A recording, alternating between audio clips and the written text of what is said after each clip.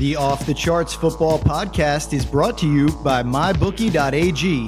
MyBookie.ag is the most convenient website to wager on sporting events from all the major sports. My favorite thing about MyBookie is the mobile optimized site that makes it easy to place bets from the comfort of your smartphone. Whether on the couch, at the bar, or on your lunch break, it's easy to make bets on the fly with MyBookie. Don't miss out on free money.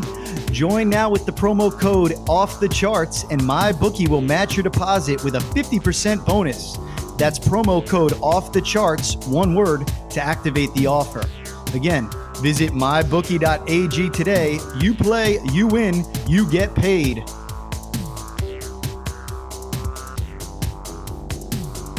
Welcome to the Off the Charts Football Podcast. I'm Matt Manocherian of Sports Info Solutions, joined as always by Aaron Schatz of Football Outsiders. Aaron, it's Geno Smith time in New York. What do you think? It is Geno Smith time, and I have complicated feelings about Mr. Geno Smith. I mean, first of all, as much as I'm not a big Eli Manning fan, and I do believe he's on the decline, I don't think he's the problem with what's going on with that team this year at all.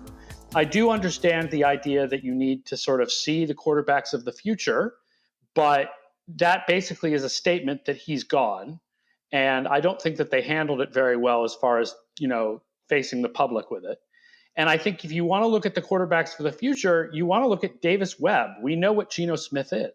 Geno Smith was 43rd in passing DYAR as a rookie. He was 32nd in his second year. And if you say, well, with the Jets, he wasn't surrounded by much talent, what do you think you're going to get out of him on this Giants team? That being said, they got some healthy receivers, right? Travis Randolph and Tavarius King from Merrimack College, the man who came alive out of a Key and Peele sketch. But It is nice to see the Giants get off the schneid as far as I believe being the last team in the NFL that had never started an African-American quarterback. So I'm okay with one game of Geno Smith before they go to Davis Webb just to take care of that. Well, I love that you brought that up because clearly nobody thinks Eli is the problem with the Giants. And this is a future-facing mode. I would doubt that their GM and head coach will be around next year. So they're not even the guys that are probably making this decision. But the uproar in New York right now and everybody protecting Eli, that wouldn't be there if they made the reasonable choice and went straight to Davis Webb. I think a lot of Giants fans are curious to see him. They want to see what they have go into next year in the draft, all those sensible thoughts that you can have as a football fan. And the Geno Smith part of it is really the head scratcher. So I hope you just figured out why they're doing that. And this is a good Rooney Rule type of situation to see what they have there. Yeah, I think we all think we know what they have. A social statement. And let's say they give Geno 2 starts. Let's say he does surprisingly well, right? Okay, hey, they gave him an opportunity. That's cool. Maybe he ensures himself the backup job next year, or maybe he helps him get a backup job with another franchise. And they've gotten, they've taken care of the whole New York Giants have never started a black quarterback thing. But yeah, I mean, Davis Webb is more likely to be the future, but then with Webb, you have the same problem. Like, let's say Webb plays. Well, how well are you really able to judge him behind a poor offensive line without Odell Beckham and I don't know what Shepard's health is right now, and no Brandon Marshall. I don't know how much you really learned there. I'll tell you from a research point of view. What's interesting here is that for the last 3 years or so, the Giants have just been shockingly low in pressure rate and adjusted sack rate, considering the conventional wisdom about their offensive line, not to mention what you see with your eyes when you watch them.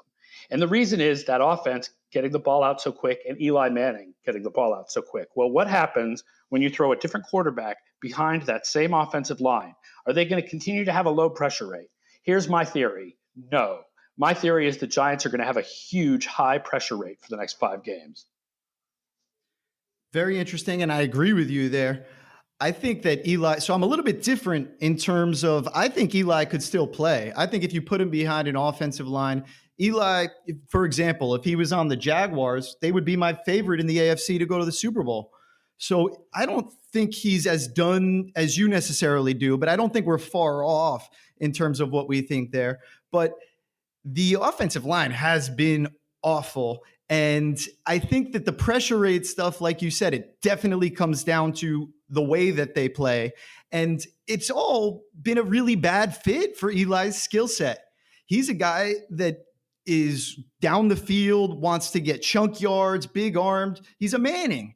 And the Green Bay offense that they brought in, and it's been quick 3-step, get the ball out. That's going to keep your pressure numbers down nominally.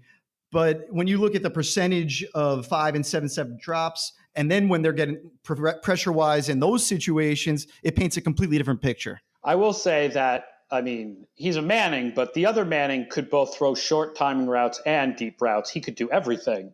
And I do think that just because Peyton lasted to 39 and Tom Brady has lasted to 40 and Breeze doesn't mean all quarterbacks suddenly are going to last that long. And when I look at how Carson Palmer declined, and I look at how Roethlisberger has become inconsistent, more and more inconsistent, I think that's a better word for Roethlisberger than decline.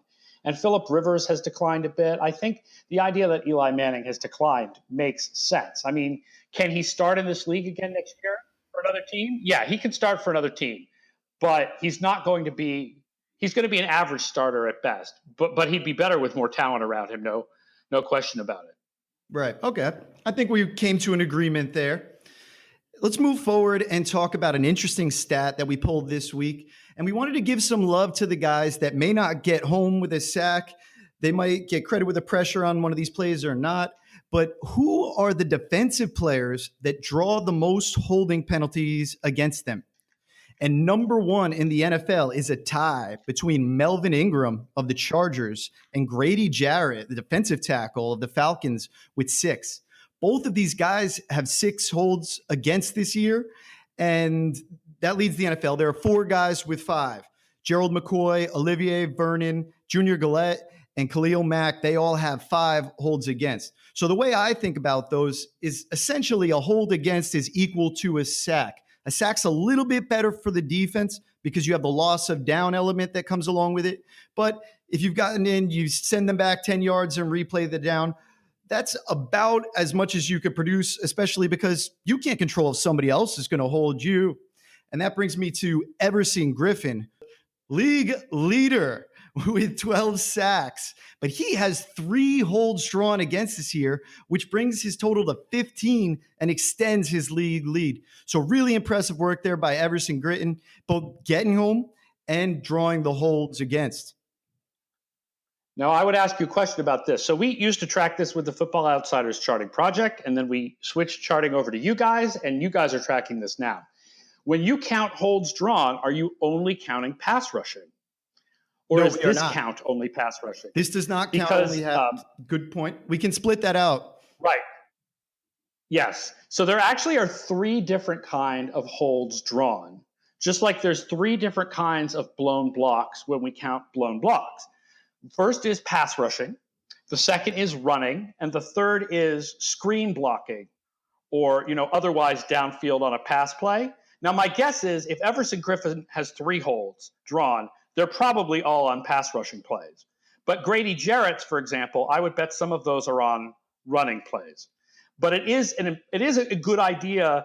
Like, it makes sense that just like we count intentional grounding as a sack in adjusted sack rate, and when we look at quarterbacks, it also makes sense to track offensive holding drawn on a pass rushing play as a sack, because a 10-yard holding penalty, you don't have the loss of down, but the loss of down is usually equal to 5 or 6 yards. So a 4 or 5 yard sack is basically equal to a 10-yard offensive holding penalty.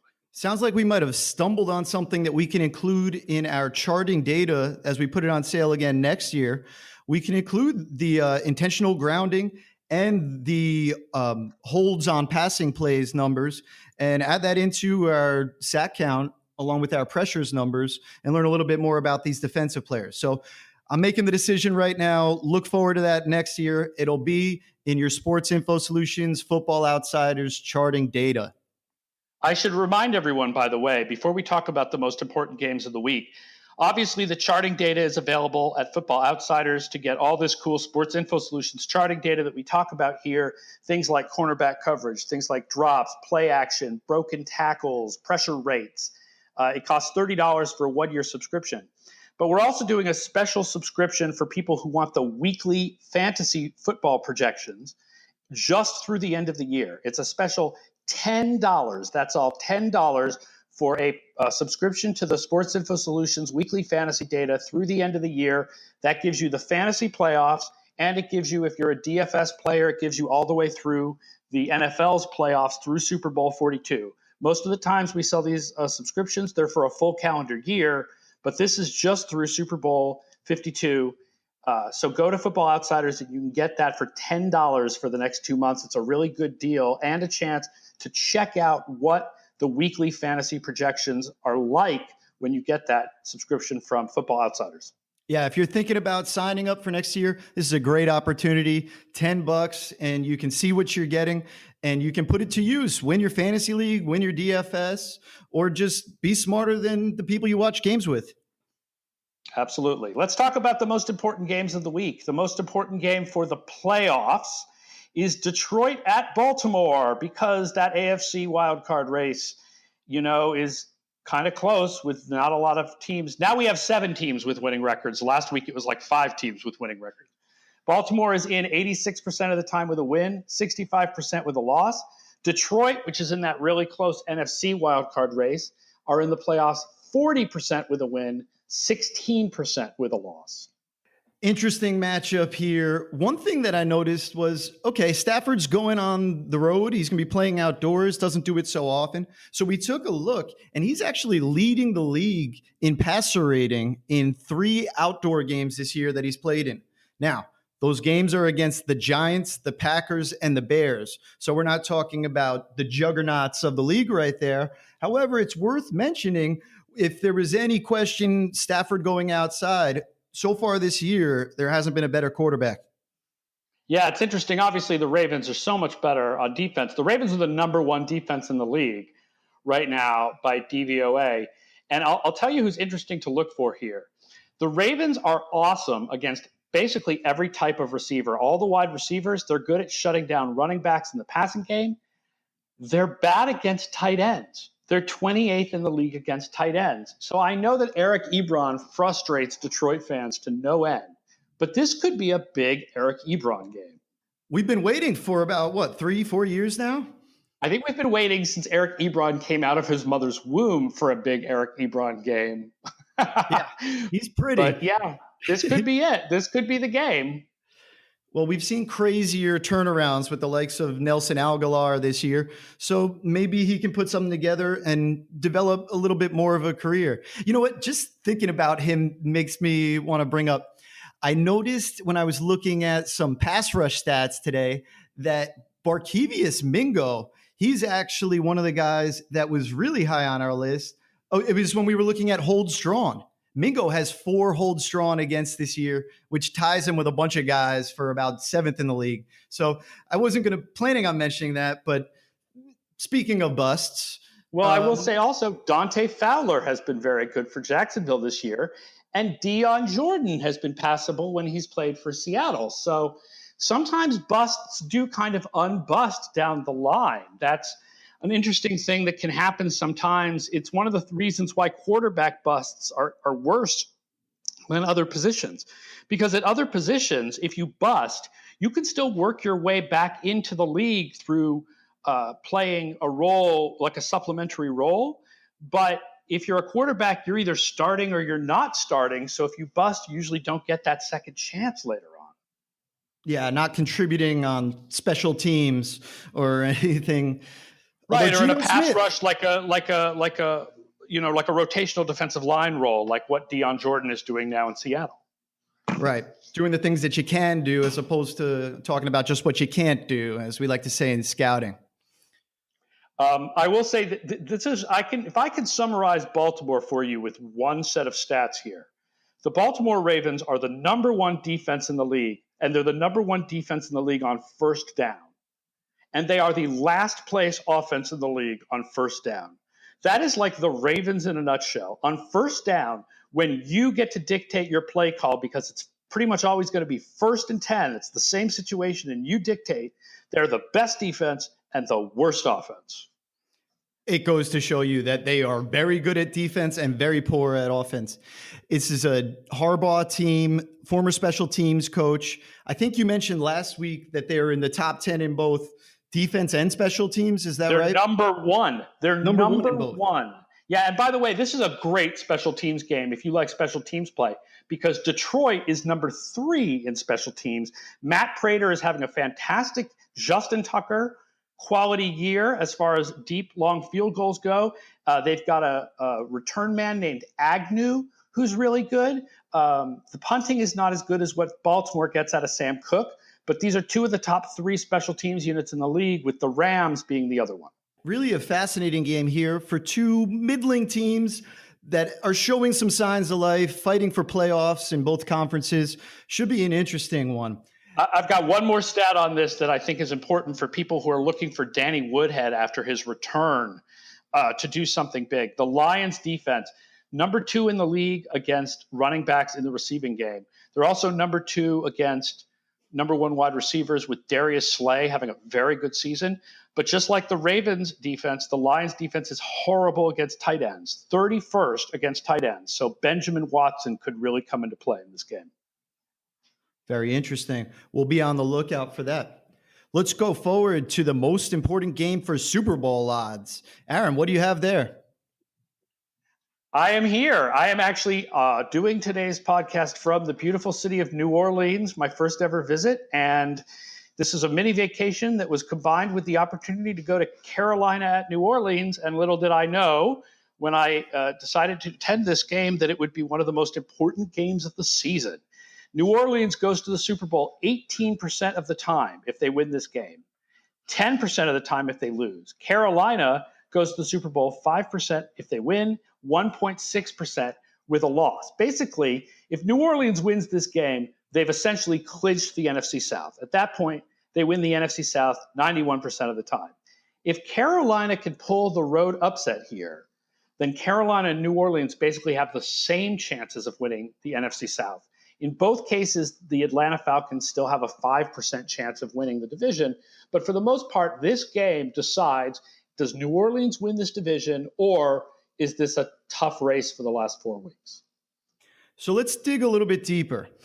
You said that with the Saints' loss, they would be at 10% Super Bowl odds. With a Carolina win, they would be at 5% Super Bowl odds. These are 2 teams with the same 8-3 record. So what's going on there that's leading to that disparity? Or they would be if Carolina wins, they'll have the same. Oh, right. No. Right now they have the same 8-3 record. That is correct. New Orleans has just been the better team overall. I mean, that's New Orleans. It's a reflection of the advanced stats of DVOA. Right. So New Orleans is number 3 in DVOA this year. Carolina is number 9.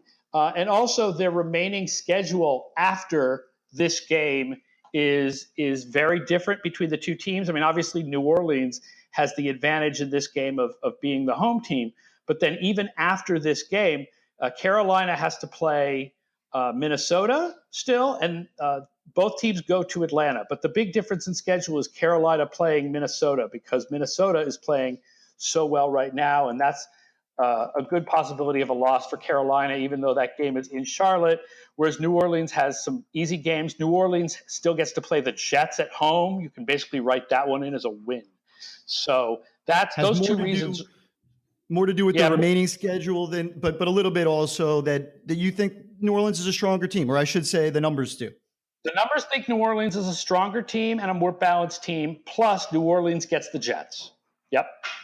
That always helps. Okay, let's switch gears a little bit because you're in my old stomping grounds. What are you going for today? Is it a po' boy? Is it a beignet? Are you going to have a mint julep? Brunch beignets, yep, and then walking tour of the French Quarter today, Garden District tomorrow night. Saturday night, I'm hanging out with an old friend of mine and going to the Krampus Crew Parade. Nice. And then Sunday, I'm going to mill around the Superdome parking lot and meet Saints fans. And then I'm going to go into the game. And for those people who don't know about sort of going to games as a member of the press, At most stadiums, you are behind a large window, and so you do not really get the noise of the outside, right? When I'm at Gillette Stadium, you hear a little bit of the noise, and when the game gets really tight, you'll have a little bit of shaking. Lincoln Financial Field, the way the press box is set up, you'll feel it shake a little bit when the Eagles get really close at the end of a game, but you don't get the noise. In a dome stadium, there's no window. You are right out there in the stadium hearing the crowd. And the Superdome crowd is a lot louder than the last dome stadium I went to, which was St. Louis, where they knew they were going to be losing their team soon. So this is going to be a very different experience for me than any game that I've ever covered in person. I'm really excited for it. It'll be a loud game. Make sure you take note at how much the defense, when they can get the crowd being loud, and how difficult it is for the offense to communicate. That could be a really big advantage for the Saints that I don't think is something that they sleep on at all. That's something that they try to leverage, and they maximize that advantage every day, practicing with the crowd noise. So when the Panthers are on offense, it's going to get loud. Don't miss hanging out in Champion Square beforehand, though, because you will have a lot of fun starting very early with people that show up outside the stadium to enjoy the game. I am really looking forward. It's one of the most fun things about trying to attend at least one game outside of Foxborough every year is sort of getting the feel for how tailgating is in different places. Like in Cleveland and Detroit, for example, the stadiums being right downtown, is that you have people essentially just tailgating on the streets downtown, which is like a really cool situation, as opposed to Jacksonville, where the stadium is really kind of on the edge of town, surrounded by like bail bonds places near the jail. It's a very different atmosphere. Or Foxborough, where it's essentially in the middle of nowhere. I mean, between Providence and Boston. But you want to talk about volume when you get defense. I mean, defense is a huge key to this game. I know we think about Cam Newton and we think about Drew Brees and we think about these running backs, but these teams have hardcore pass rushes this year. You've got Cam Jordan playing awesome for New Orleans, and you have the great Carolina defensive line rotation where they just keep bringing waves of guys at you, not only the defensive tackles, but Peppers and Addison and Charles Johnson and Wes Horton, and they're just waves of dudes. So interesting tidbit on this game here from Keegan Abdu, one of our researchers here. The Saints and Panthers are both in the top 6 in sacks, talking about what they do on defense, but how they get there is very different. The Saints' revitalized secondary has made them second in the league in coverage sacks. 23% of their sacks have been coverage sacks, so due to the coverage downfield. That's 4th in the league, and their 7 coverage sacks are second only to the Giants, who have 8. Now, the crazy thing about the Giants, that represents 40% of their sack total. So without the coverage sacks, they're not getting home at all. Saints, meanwhile, they are getting home otherwise, but they've got a lot of these coverage sacks, and so you got to give credit on the back end there. The Panthers, on the other hand, only 4 coverage sacks, 12.5% of their total, which is about league average. They're getting there with the rotation that you talked about, much more so than because of what they're doing on the back end. Yeah, and I will point out that New Orleans and Carolina are 3rd and 4th in adjusted sack rate. So it's not just an issue here of raw totals. Like when you adjust for number of pass attempts and you adjust for the opponents they've played, these are really good pass rushes. It's also interesting to note the Panthers have a really strong run defense as well, and now they're going to have to face the amazing offensive running game that the Saints have put out this year. The Saints are number 1 in adjusted line yards by far. But the Panthers D is 9th in defensive adjusted line yards. The Panthers D is 5th in stuff rate, and they're 2nd in preventing conversions in short yardage. So that Saints offensive running game versus Panthers run defense is going to be a really great matchup. And of course, I mean, this game just has the 2 young, flexible, agile backs, Kamara and McCaffrey. It's a lot of talent to watch. For all the talk of Mixon, Fournette, and Cook and all these guys that were coming out last year, it's been Kamara and I forgot about Kareem Hunt, but it's been Kamara lately and it's been Christian McCaffrey. So let's look at them as receivers first. Christian McCaffrey has the most targets of all running backs in the league, and Kamara has the 4th most of all running backs. Now, when they line up at a non-running back position, so whether out wide or in the slot, McCaffrey has the most targets of any running back lined up out there, 27, and Kamara has the third most with 16. So, of running backs with at least 35 total targets, McCaffrey has the second highest percentage of his targets coming when lined up out wide, and Kamara is fourth. 32% of McCaffrey and 25% of Kamara's targets are coming when they're lined up out wide. The guy who's number one, and I think we should probably just start calling him a wide receiver, Tariq Cohen, 52% of his targets come when he's lined up out wide to begin with. So when you talk about the way this affects a defense and what you have to do when you get these receiving backs coming into the game, I mean, you can't even talk about all of the ramifications. As soon as they have McCaffrey or Kamara split out wide, you're forcing the defense to declare. Do you send a linebacker on them? A linebacker out there on them? Are you going to be declaring that you're in man by doing that? Do you leave your corner out there and then tip your hand that you're actually in zone? There's a lot of things that these guys can do, and it even comes down to, do you put an extra linebacker on the field or do you put an extra defensive back on the field? These guys create these issues, and that's part of what leads to their success as runners. Well, it's interesting because these two teams face that differently on defense. Before you talk about Kamara and McCaffrey running, let me point out, Carolina uses nickel defense. I don't have a number in front of me, but knowing from past years, more than almost any other team, and never dime. Like, they never take Luke Kuechly and Thomas Davis off the field. So they match up with the way they match up no matter what. And they are not afraid to use Kuechly and Davis on Kamara. If Kamara is lined up in the slot or something, they're not scared to do that.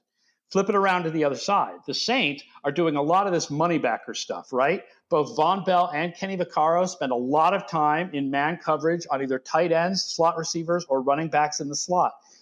But last week, at least, looking at the Rams game, Vaccaro absolutely was a real problem for the Saints, and Von Bell did not have the greatest game either. So I wonder kind of how well those guys are going to cover Christian McCaffrey. It'll be interesting to see.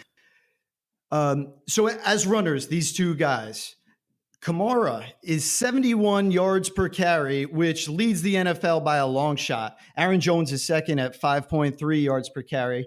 And like you were mentioning with the adjusted line rate, he averages 3.4 yards before contact. That's first by almost a full yard in the league, and 3.7 yards after contact, which is second on its own. So credit to the offensive line, credit to the design by Sean Payton on what they're doing to open that stuff up. And when they're doing this, it's almost entirely zone runs out of the zone scheme. So 84% out of zone.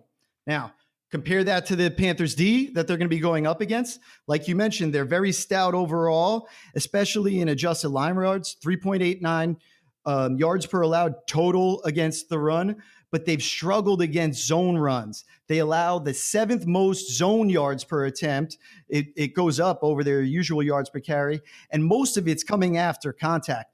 3 yards after contact per attempt. That's the second most in the NFL. So if we see Kamara on these zone runs, look out for what he can do after contact in this game.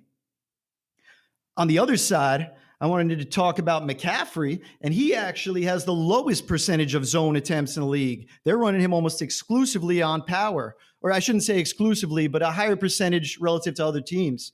Now, he's actually been better on zone than power, but that's a reflection of how much push they're getting up front. He averages 2.1 yards before contact on zone, but only 0.4 of a yard before contact on power. So maybe this is the week where he too turns it around, because the Saints defense has struggled against the zone running schemes. As good as they've been overall, 6.1 yards per carry allowed against zone is the fourth most in the NFL. So McCaffrey on these zone plays, Kamara on these zone plays. I'm very interested to see what kind of matchups they can create. And I'll also point out that the Saints are 29th in the league on defense in what we call open field yards per carry. That is the yards that come more than 10 yards downfield. So if McCaffrey can get out of the box, there's some scampering to be done. I'm telling you, the safeties are a problem for New Orleans. And also a lot, I think, depends. Marshawn Lattimore and Ken Crowley have been so good this year, They were absolutely missed last week against the Rams. I think a lot depends on whether those guys are healthy enough to play this week. But I do think that the stories seem to be suggesting that Lattimore and Crowley are going to play. And that really shuts out, especially the short game. New Orleans 28th in DVOA against deep passes. Again, the safeties, are a problem, but third in DVOA against short passes. So Lattimore and Crowley have been excellent, and the pass rush has been excellent. It's interesting. Carolina likes to go deep. This year they've been doing it less because they were going to do this whole short game thing with McCaffrey and Samuel. Now Samuel's injured. Are they going to go deep again? It might be the right game to try to go deep again, but then again, who's the deep receiver? Russell Shepard, I guess. So Dennis Allen was the secondary coach in New Orleans when I was back there from 09 to 13. And well, actually, he left to go to the Raiders. Obviously, now he's back as defensive coordinator. He's going back to a lot of those same concepts, a lot of press coverage, a lot of bringing the strong safety down into the box. And like you're seeing, that will expose you on the back end sometimes. So sometimes we talk about a bend but don't break defense. This is completely the opposite. This is a be aggressive, throw off their timing, hit the quarterback, and we'll take our lumps if they throw it over our head. New Orleans is a break but don't bend defense. It's a break but don't bend defense, and you can do that kind of thing when Marshawn Lattimore is playing like a 5-year veteran Pro Bowler. If Marshawn Lattimore is hurt, you have a bit of a problem. On that note, New Orleans might be a break but don't bend defense. Aaron, please bend but don't break while you're down there this week. We want to see you back and healthy on the Northeast. I'm looking forward to having a great time. And it's going to be a really great game, and it's going to be a nice week. There's some good games also. Seattle-Philly Sunday night should be good. That Detroit-Baltimore game is good. So I hope everybody enjoys their week of football, and we'll catch up with everybody again next week. As a reminder, please remember to subscribe and rate us on Apple Podcasts, Google Play Music, Stitcher, or wherever you find your podcasts. Our MyBookie promo code is off the charts. That's one word, off the charts. Go to mybookie.ag on your smartphone or on your desktop computer. Enter code off the charts, and they'll give you a 50% bonus on your deposit. And don't forget, you can always catch us on Twitter at sportsinfo_SIS.